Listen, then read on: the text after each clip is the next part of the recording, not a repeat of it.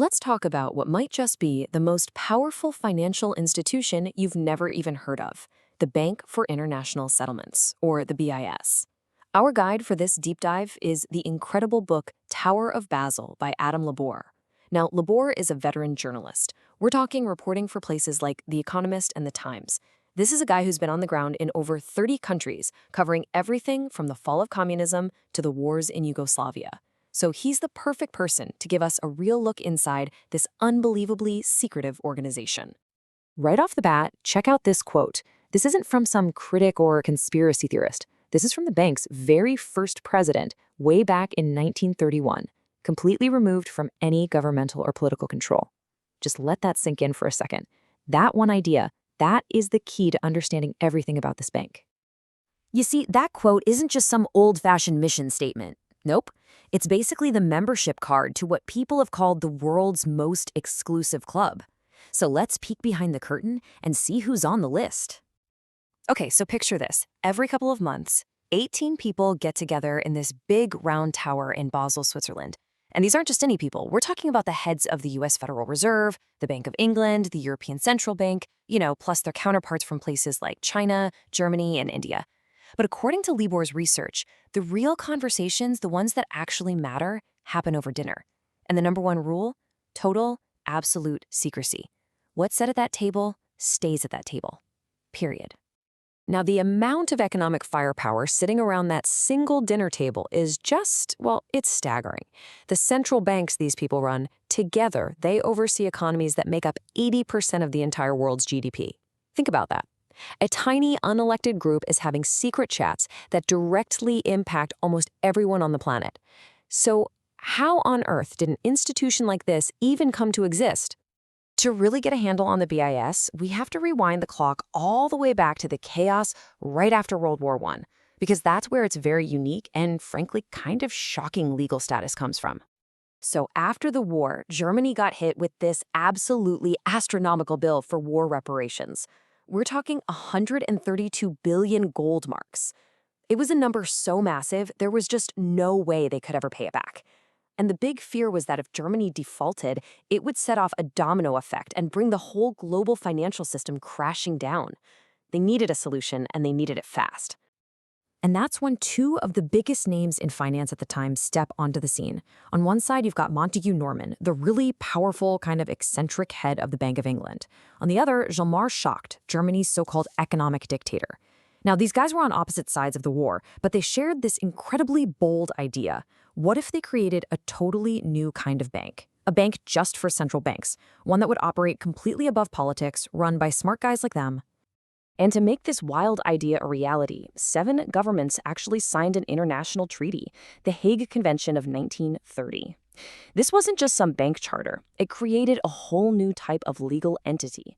The BIS, its building, its money, its employees, they were all given total legal immunity. Their offices couldn't be searched, they couldn't be taxed, their staff couldn't be prosecuted for anything they did in their official capacity. From day one, this bank was designed to be untouchable. So this unique status of being a neutral, untouchable organization, it was about to face the ultimate test. As the world spiraled into World War II, the BIS made some choices that would stain its reputation forever. It really brings up a critical question, right? What does a bank that's literally above the law do when one of its most important members becomes the Nazi regime?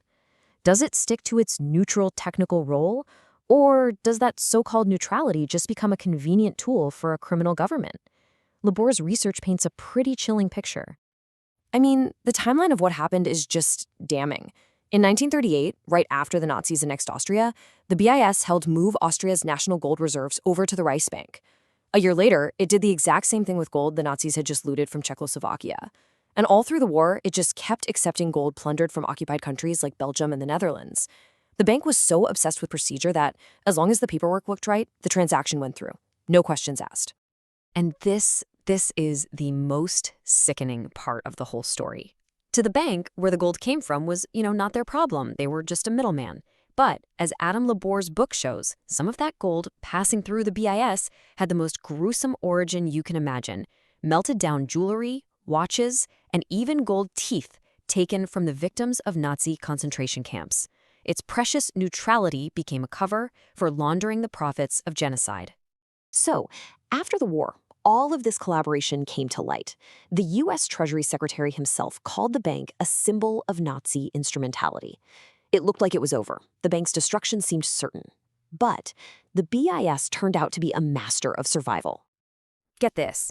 At the legendary Bretton Woods Conference, the meeting where they designed the entire post-war financial world, the American team actually got a resolution passed to liquidate the BIS for good. It was supposed to be dissolved, done. But then, one of the most famous economists of all time, Britain's John Maynard Keynes, stepped in. He thought furiously to save the bank, and his influence was so huge that he managed to stop the liquidation and keep the institution alive. And with this second chance, the BIS pulls off this absolutely brilliant reinvention. First, it becomes the key money mover for the Marshall Plan, helping rebuild Europe. Then decades later, it's the place that hosts the secret meetings where the euro is designed. In fact, its own structure becomes the blueprint for the powerful European Central Bank. The institution that was almost destroyed became the essential pillar of the new global financial order. And that brings us to today. The bank didn't just survive its dark past, it absolutely thrived.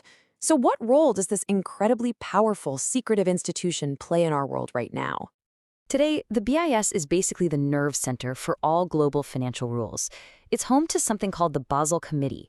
They're the ones who write the rule book for the entire global banking industry. Rules like how much cash your local bank has to keep on hand.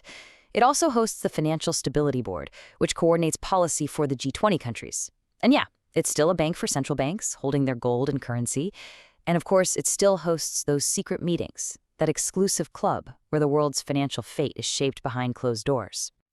I mean, if you go to their website, the bank's official mission sounds pretty bland and harmless: to serve central banks in their pursuit of monetary and financial stability. But the reality, as Tower of Basel lays out so clearly, is something else entirely. It's a club of unelected technocrats, shielded by total legal immunity, who meet in secret to write the rules that affect billions of us, all with zero democratic accountability. And really, that's the fundamental question that Adam Lebor's book leaves you with. In the 21st century, in an era where we demand more transparency and more accountability, is this kind of system still okay? Should an institution like the BIS, with its dark history and its immense, untouchable power, get to keep operating completely in the shadows? That's the question at the very heart of the Tower of Basel.